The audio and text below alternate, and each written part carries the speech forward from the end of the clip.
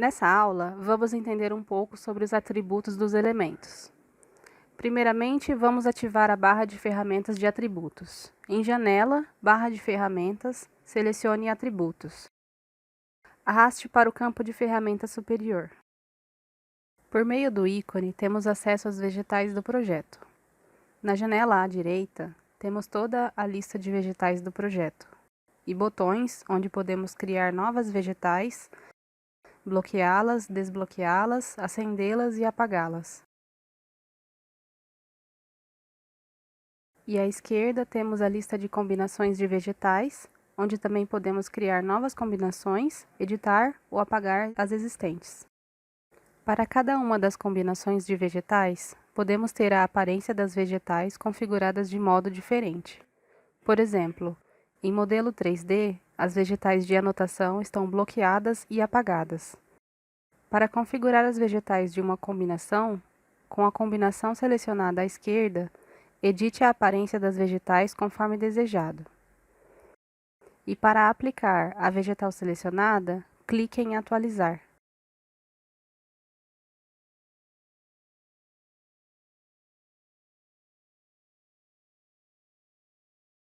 Em linhas, temos a possibilidade de criar novos padrões de linhas, mas raramente isso será necessário. Em tramas,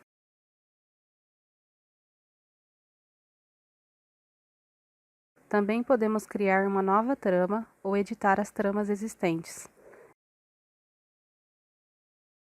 Para criar um novo padrão, usamos o diagrama ao lado. Podemos modificar espaçamento e ângulo também. A trama criada aparecerá disponível para ser usada na lista de tramas, que é ordenada alfabeticamente. Assim como as linhas, raramente será necessário configurar uma nova trama.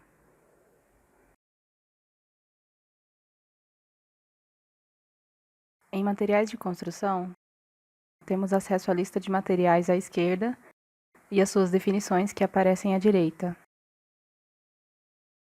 Para cada material, conseguimos alterar tanto a trama associada a ele quanto a superfície.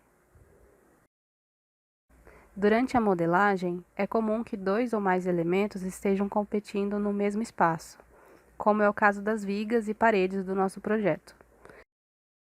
O ArchiCAD dará prioridade para o material que tiver maior valor nesse campo de prioridade de interseção. Ao longo da lista, podemos notar que materiais estruturais possuem mais força do que materiais de revestimento, por exemplo.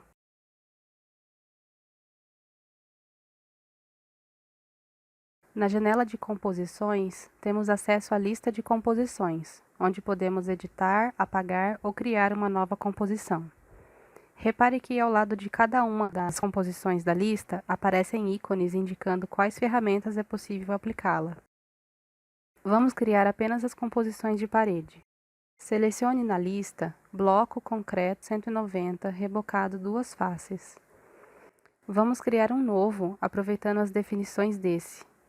Clique em Novo e renomeie com o final 250, que será a espessura total. Verifique se o uso está marcado para a parede. Agora, na lista de camadas, modifique a espessura do reboco para 3 cm cada um. Dessa forma, a gente consegue a espessura desejada, de 25 cm. Clique em OK e abra de novo a janela para continuarmos com a próxima composição. Selecione na lista Bloco Concreto 140 rebocado 2 faces. Duplique-o e renomeie para o final 150, que será a espessura total. Modifique a espessura do reboco para 0,05 cada e clique em OK. Vamos criar mais 2 composições, dessa vez para as paredes do banheiro, que levarão azulejo. Escolha na lista Bloco Concreto 190 rebocado 2 faces. Duplique e renomeie com o final Azulejo 2 faces. Use o botão para inserir mais uma camada. modifique o material para azulejo. Crie mais uma camada de azulejo e use o ícone lateral para arrastá-la ao outro oposto. Confira a espessura total. Vamos criar a última composição que precisamos, dessa vez com apenas uma face com azulejo. Duplique a composição anterior e renomeie com o final azulejo uma face.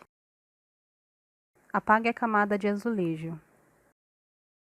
E para mantermos a espessura total de 25 cm, modifique a espessura do reboco para 3 cm. Na próxima parte da aula, iremos aplicar as composições que acabamos de criar. Em canetas e cores, temos a lista de conjunto de canetas. Na parte inferior, temos vários quadrados, que são as canetas, as quais possuem número de identificação, uma cor, uma espessura e um nome editável. O nome indica que tipo de elemento aquela caneta está representando automaticamente, por padrão. Para cada conjunto de caneta, as canetas poderão ter configurações diferentes. Selecionamos, por exemplo, a caneta 21, geral, corte e estrutural. E então, ao alternar entre a lista acima, percebemos que a espessura também se altera. A lista padrão leva o nome de escalas, e a configuração da pena está de acordo com isso. Mas isso não impede o usuário de editar o conjunto de canetas com cores e espessuras desejadas para seu projeto. O último atributo a investigarmos aqui diz respeito à superfície dos elementos. As superfícies não são materiais de construção, por mais que sua lista venha com nomes de materiais. São apenas uma representação das superfícies do modelo em 3D. As superfícies não aparecem em 2D. Da mesma forma como os outros atributos, podemos criar uma superfície nova, duplicar uma existente aproveitando sua configuração, editá-las ou apagá-las. Vamos selecionar a superfície concreto 01, que foi usada em alguns elementos do nosso projeto, pois gostaríamos de modificar sua aparência. No caso das superfícies, temos uma configuração mais aprofundada da imagem quanto à exposição à luz, que é importante para a renderização. Além disso, na aba Trama Vetorial, associa-se uma trama à superfície.